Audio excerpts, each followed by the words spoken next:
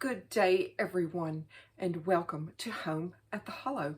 Today, I'm going to share a recipe with you that I have used for, goodness, over 15 years, and that recipe is a turkey pumpkin chili, and it is just so good, and it has an incredible amount of flavor, healthy for you, and so easy, so easy.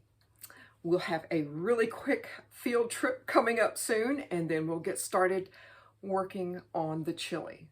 So if any of this interests you, or if you just want to hang out with me for a little while, keep on watching.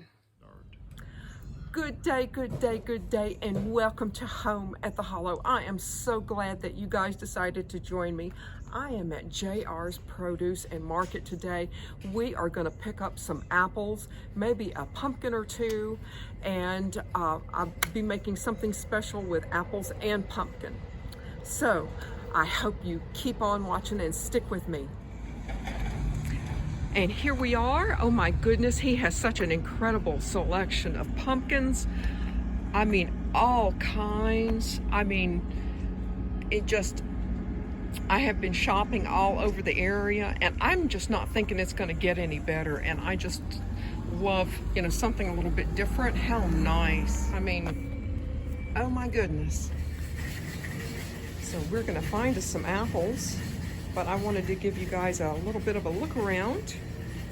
So, I guess as you can tell, it's probably one of my favorite places to come and shop.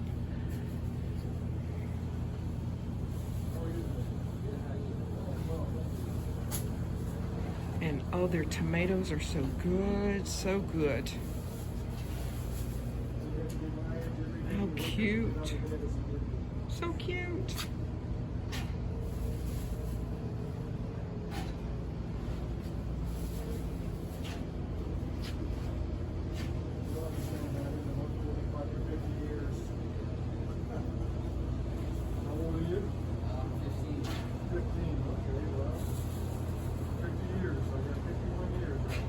I hope you guys join me. I think I'm going to be working with apples today, probably pumpkins, definitely pumpkins, but they have a really great selection, and fresh, and local, which is very important. See you soon. They have some really nice selection of cheeses and butter and buttermilk. And of course, something near and dear to my heart is a moon pie display. They grow those in Chattanooga by the light of the moon, or so they say. Some baked goods, which I have never tasted, but a wide assortment of candies and things like that. Let's walk back here. Let's see, oh yes, a good old country, old-fashioned store. I love it.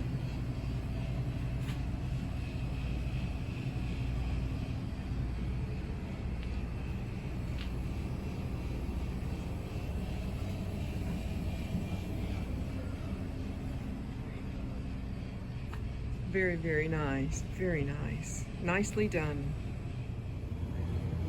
And something I've had my eye on, which I probably won't get, but how delicious is that?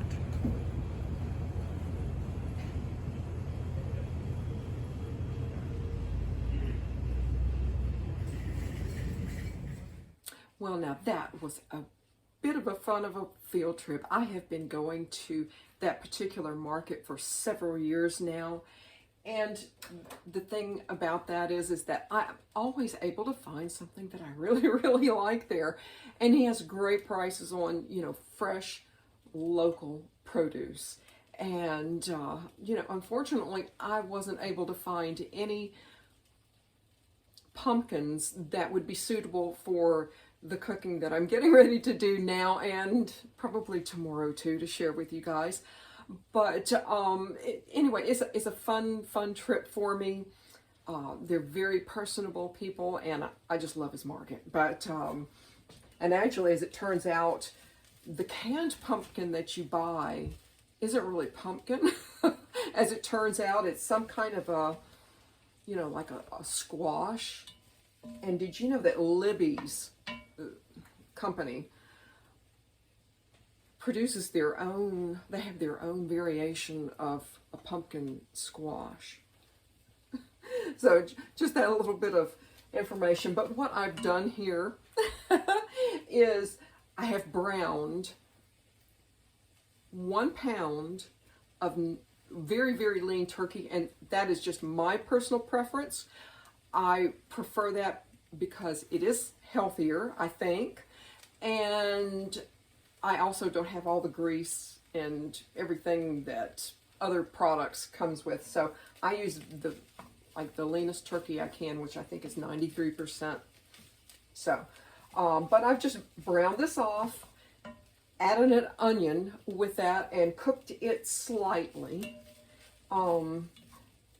This recipe is really, really good for a slow cooker, but, and of course you have to brown your meat anyway, but I like to brown my vegetables in with this particular recipe, especially if I'm using a slow cooker. Today I'm not using a slow cooker. I'm around the house doing a lot of work, and this is just one of those things I can have done probably on the stove top, just like this, probably in 2 to 3 hours. In a slow cooker on high, 3 to 4, and I find that it's better low and slow for probably 8 to 10 hours, because the longer you cook this, the better it is, simply because of the spices that is incorporated into it. And the one thing I like about this is there's no tomatoes in this. So if there's someone that, you know, has, you know, some maybe tummy issues or allergies or something like that with tomatoes, this is an exceptional alternative. So this looks pretty good and brown to me. I'm going to add 1 15-ounce can of pumpkin and 3 cloves of chopped garlic. I don't like to put the garlic in when I put the onion, because garlic will really overcook a little bit, and once it overcooks, it becomes very, very bitter. And we really don't need that, because this recipe is just so good, guys. It is just incredibly good. You're gonna just love it. It's flavorful, but is not hot and spicy. I do have a recipe for a hot and spicy chili recipe, but this is really, really versatile. And I'll share some menu ideas with you later about this. I'm going to add 2 cups of low sodium chicken stock, or if you just have chicken stock, or if you want to use something different, then yeah. Because this is cooking, this is not baking. So I find it probably would be a little more forgiving. And we'll just get this, I think you guys can see, I hope you can see. And that's 2 cups of chicken stock, but I tend to buy the larger carton, and you might need to adjust it if, you know, particularly if you're cooking it on the stove top and it's cooking a little bit quicker, you want to keep an eye on it, and if you need to add more chicken stock, then you've got plenty of chicken stock. This recipe doubles easily, and I encourage you to do so. If you have children or grandchildren, or like I said, people with sensitive tummies that don't necessarily want something hot or spicy, this is flavorful. So if you prefer something a little bit hotter, you may want to amp up some of the spices that we've got going in it. I've got 2, I think 14, 15-ounce can of white cannelli beans, northern beans, whatever you have. Certainly if you don't have that, kidney beans, light kidney beans. Black beans certainly would be okay too, whatever you have. But this pumpkin chili, I like to kind of keep it, you know, light. Of course, I guess you could use black beans if you're having a Halloween thing. So that would be interesting, don't you think? But I'm going to add my white beans here and just give it a little bit of a stir. It's really, really thick. It's just a beautiful, beautiful recipe. It's good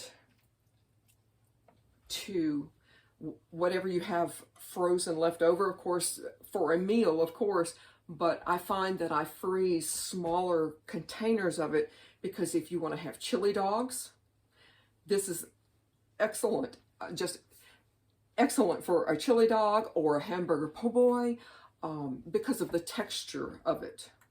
It has a creamy, smooth texture, and I just find this, you know, really, really palatable. The spices, oh, no, not the spices yet. A 4.5 ounce can of green chilies, not drained, the whole thing. I find in my pantry, I don't know about yours, but I use the chopped green chilies really often. They add a lot of flavor without adding heat and spicy and all of that. And I'll grab my spices here.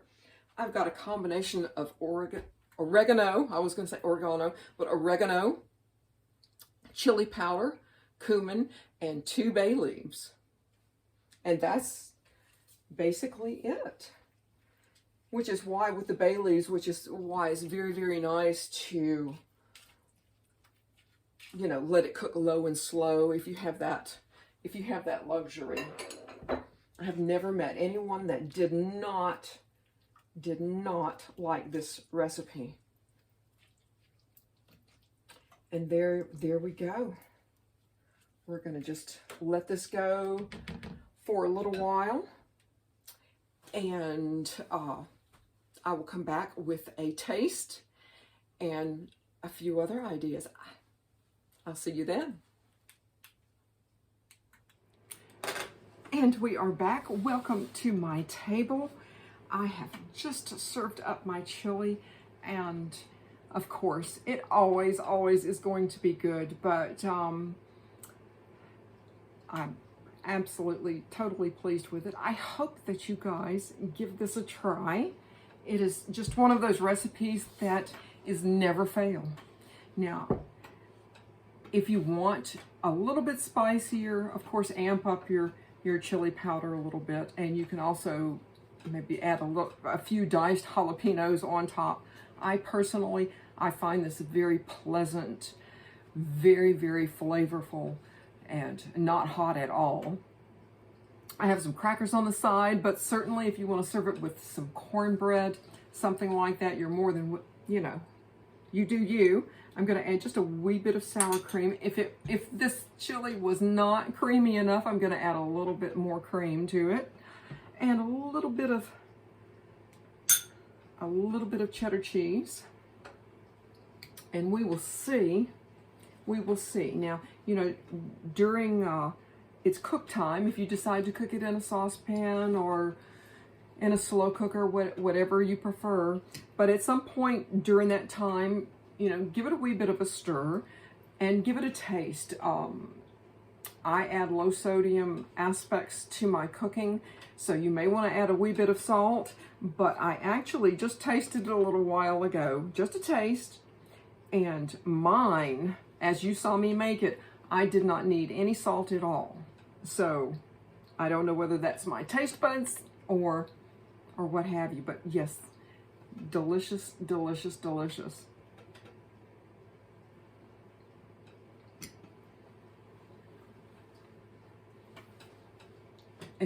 It's a beautiful thing.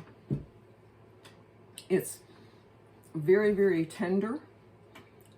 And by very, very tender, there's no big chunks and lumps of meat and things like that. Relatively healthy for you. And I hope you give it a try. This is in my cookbook. I hope that you guys consider getting a cookbook. It is the perfect cookbook for someone who is maybe just moving into an apartment and out on their own, or they're newly married or something like that, or maybe you just want to switch up your menu a little bit and try some different things. And the cookbook is all about being homemade, for one thing. Now, there are some shortcuts in the cookbook. Some recipes are a little more complicated than others, but it's one of those, I'm absolutely bringing you tried and true recipes that I made at the end, I make for myself, and I still, 20 years later, I'm still making for myself because they are so good. But my love of cooking actually came out of necessity.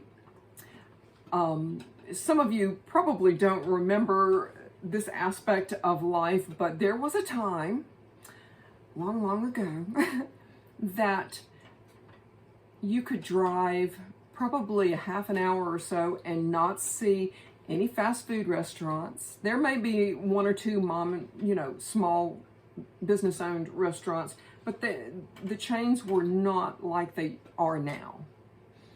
And I think that's one of the things that has always encouraged me to cook at home. And after I got older, and still cooking at home on my own, even when I was a single lady and living on my own, I still cooked my own food. If I had dinner guests, I still cooked my own food. For one thing, when I was living on my own, I honestly didn't have the budget to go out every day or every night for a fast food meal. So that was, one way of saving a little bit of money. And I also know what is actually in my food. So I feel pretty good about that. But yes, can you imagine a time where you can drive along and not see neon lights and things like that? And I do miss the old days.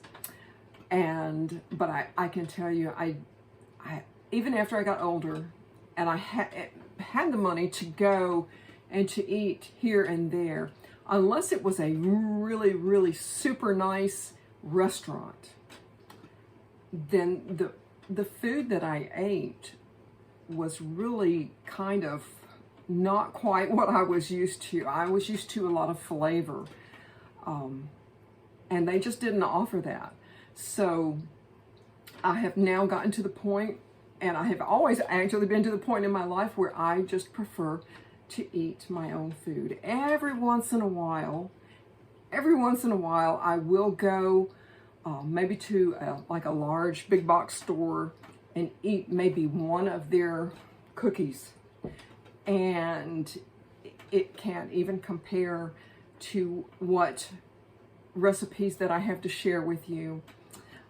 And they're just so easy. It's just so easy if you can just block out a little bit of time. This took me virtually no time and no expertise to put out. And the same with the pumpkin bread. It's very easy, very simple to do. And if you can kind of, organize yourself to that point, then it will be a wonderful, wonderful thing, and you will be putting out food that you never dreamt of. But I want to thank you guys so much for joining me. I hope that you have a wonderful day, and I hope y'all come back to see me again. Bye now.